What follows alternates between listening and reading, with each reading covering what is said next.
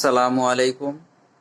গতকাল বিমান বিধ্বস্ত ঘটনায় যে সকল শিশুরা মৃত্যুবরণ করেছেন, আল্লাহ তাআলা যেন সকলকেই শহীদ মর্যাদা দান করেন এবং জান্নাতুল ফেরদাউস দান করেন।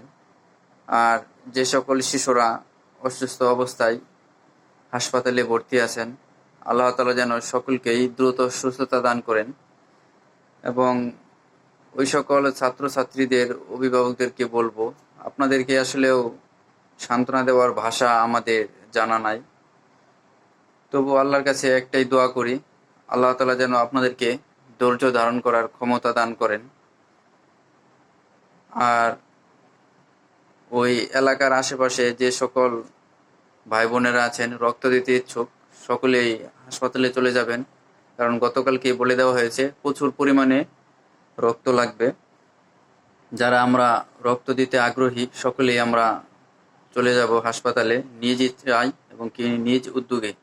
কারণ রক্ত দিলে আসলেও একের রক্ত অন্যের জীবন, এর নামই আত্মার বাঁধন। আসলে রক্ত দিলে আপনি কতটুকু উপকার করলেন এটা আসলে বলে বোঝানো যাবে না।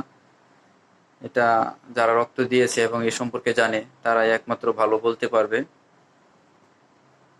আর বিমান বিধ্বস্ত হওয়ার পিছনে যে ঘটনাগুলো আছে, আমি প্রধান উপদেষ্টা ডক্টর ইউনূস স্যারকে বলবো আপনারা আরেকটু সচেতন হন।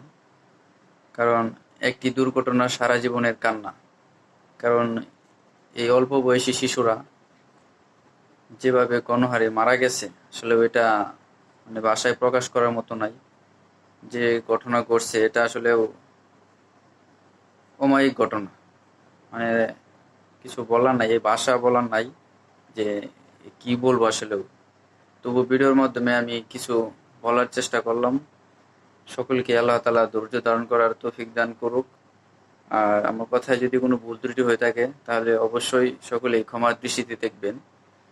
আমি আবারও বলছি, আল্লাহ তাআলা যেন সকলকেই দ্রুত সুস্থতা দান করেন এবং যে সকল শিশুরা মৃত্যুবরণ করেছেন, আল্লাহ তাআলা যেন সকলকেই শহীদের মর্যাদা দান করে জান্নাতুল ফেরদাউস দান করেন এবং প্রত্যেক শিশুর মা বাবাকে ধৈর্য ধারণ করার ক্ষমতা দিক। আমিন।